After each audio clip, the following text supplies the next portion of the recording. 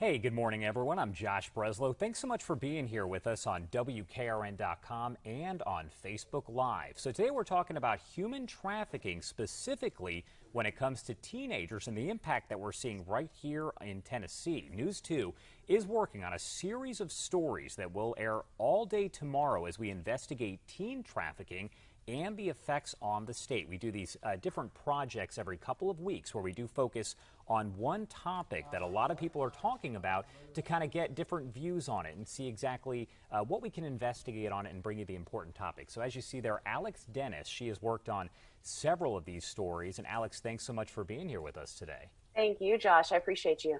And of course, we do want to talk about some of the topics that we are going to hear because, as I mentioned, you're involved heavily in this project. And obviously, we're talking about a situation that a lot of people are aware of, human trafficking, maybe not realizing that it does involve teenagers as some of the victims here. I think that the biggest misnomer, especially for me starting to investigate this, it's not a situation where a child is snatched in a parking lot, shoved into a van, and then sold for sex. This actually could be something that's happening in your household, a child coming home every day from school, but then participating in these events on the side because they are groomed and really brainwashed to believe that they are not victims. And when I learned that component as a parent, it really startled me and realized that we all need to educate ourselves about a problem that's very prevalent in our state and specifically in Middle Tennessee. And of course, as a parent, I'm sure you have the same thoughts as many parents will when they hear these stories and say, I didn't know that. Most parents have probably never heard the term grooming before.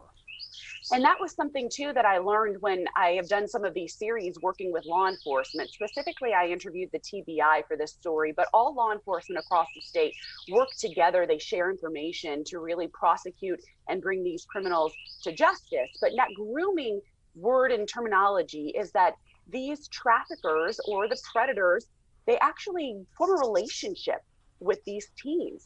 They find out, what do they need? Do they need love? Do they wish that they had a video game or jewelry or expensive shoes? And they use the things that these teens are lacking or wanting. They build this relationship at this very slow, methodical process. They form this bond, and then in order for them to be able to give the child what they need in this instant, they use them for sex and tell them that is, oh, we love you, you're part of our group, this is what we do, we're all together. And these teens in many cases don't realize that they're being victimized. And so when you hear about this, you also don't necessarily think, as a parent, this is happening in Tennessee. You maybe think maybe it's happening in other states that are bigger locations, there are more people. So parents are surprised to find out this is happening right here in Tennessee, and that's what we're looking into. Absolutely. So the TBI agent that I spoke to, the special agent in charge of the human trafficking unit, said it is happening in every county across Tennessee. Some of the figures that were really eye-opening to me is that a child is bought and sold for sex every 2 minutes in the United States, and the average age of that child is just 13 years old. We had a case in Franklin. There was a Nashville man that was able to take a child from Texas across state lines. He was arrested in Franklin for soliciting that child for illicit sex. And the TBI was able to arrest him. He was prosecuted, but that is just an example of it being right here in our backyard. And so tell me about some of the other topics that we are going to touch on, because as we mentioned, this is going to be a day-long project. We've been working on it for a while, but tomorrow, all throughout the day, and every newscast here on News 2 will tackle a different subject related to teen trafficking. Tell me about some of the stories that we are going to hear about. So first, we want you to be aware of the facts and figures. And I think that if you don't know what to look for, you can't fix the problem. So I sat down with some of the special agents to say, okay, how do I help protect these teens or even my own children? What are some of the warning signs that I need to be looking out for? What is human trafficking? Because I think a lot of the definitions or the things that we have in our mind, which you said is not uncommon, is, things that we see in a movie. And he said it's not really that abrasive of like a snatch and grab and run.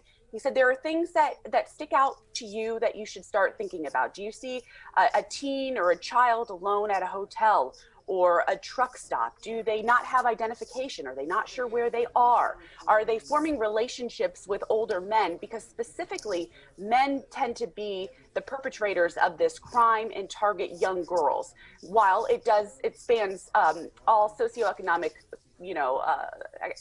economics and race and gender. That tends to be the top relationship. So we're going to talk about that. We're also talking about some of the specific cases in town so that we can really show you how the TBI needs tips to make it work. There's another campaign called It Has to Stop. The TBI launched that. It has record numbers of calls to the hotline this year, even during COVID, more than 900 calls of tips of things that people are seeing. So we want to educate you. We want you to encourage you to not only protect your child, but children in our area, but then to call in tips as well. And actually, speaking of tips and the hotline here, we have on your screen right now the TBI's Human Trafficking Hotline. You can see that number right there on your screen, 855-558-6484. You can also submit tips online at ithastostop.com. That's ithastostop.com. All tips do remain confidential, and they are available to take calls 24/7 any time of the day. We're not just talking during normal business operating hours, 9 to 5, but anytime. You can call that number, 1-855-558-6484. We're going to post that on our website, WKRN.com. So, Alex, you mentioned this already, but as a parent, there was actually quite a bit of information that you found out that you weren't aware of. You work in news, so unfortunately, you hear these kind of stories all the time. It's unfortunate to say, but there were some topics that you yourself didn't even know as a parent and as a news broadcaster. I didn't realize that teen trafficking, you have to have certain components to make it all fit into that category here. And what bothered me too is it's not always a stranger targeting your child. Sometimes it's familial. So it is a parent that can't pay rent. And so in order to pay off that debt, they send their teen to the landlord to fulfill that. So we all need to be the eyes and ears of the law enforcement out in the community, because you may see something that isn't right, and that's how this cycle is going to be broken. And when I was speaking to the TBI agent, he said, I would rather have 500 tips and save one victim. Like, please call. That's the biggest hesitancy that they are seeing, is people are like, I'm not sure, I don't really want to report it. And he said, that's the only way that we're going to be able to save these children. The other thing that I thought was very interesting, he said a tip for parents in higher affluent communities as well, because he said a lot of communities like that don't think like, not in my town. He said, well, yeah, you need to pay attention. Does your child have a video game that you didn't buy for them? Or are they wearing an item of clothing or a jewelry that you didn't purchase for them? Ask questions, because sometimes that is how these children are lured into this web, is because they are given things to continue to perform sex acts, and they don't really make the connection that it's not out of love. And it's hard to talk about. I mean, it's disturbing, and Yes. a parent does have to essentially bring up the topic and say, let's talk about this. As you mentioned, if you see an article of clothing, jewelry, things of that nature that you're not used to seeing, you wonder, who bought this for my child? Why? You got to think about that stuff and pay extra attention. And I think parents are maybe just afraid, scared, they want to be sensitive, they don't want to talk to their kids about it. But the thing is, you need to, and that's the best advice. But also, one thing I was thinking about is social media, because you have all these different types of social media. Now, a lot of kids are on TikTok, and you have to wonder, with messages being shared back and forth, what is going on? Same for Snapchat. Mm-hmm.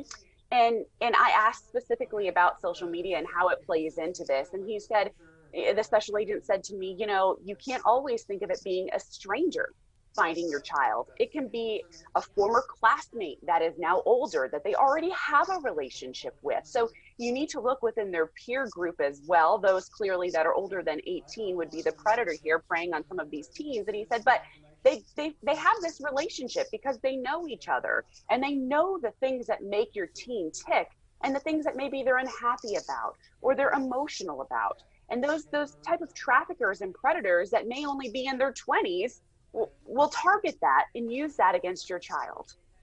And that's the other thing that you mentioned there. You think about older adults doing this, maybe, late 40s, early 50s. Right. You're not thinking of people who are 18, 19, who are considered adults and can do this. They can be predators, and they can prey on your children.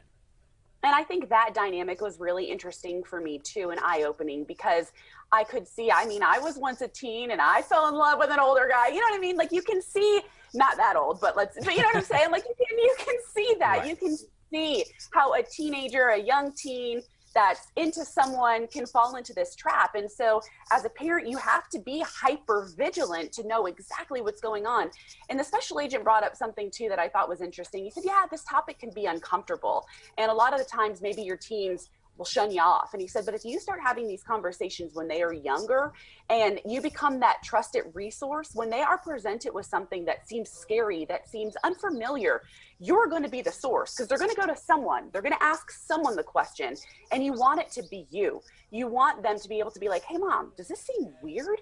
And you can be like, yeah, honey, it does. Let me talk to you about it. And he said, so forming that relationship with men, fathers too. He said fathers play a really dynamic role, especially in this protective mode with their daughters. He said they are seeing that if a father has these conversations and talks about limits and boundaries and respecting your body, that the teens tend to respond more than if you're having that conversation with a mother. So I thought that was interesting as well, that dads really need to join the conversation.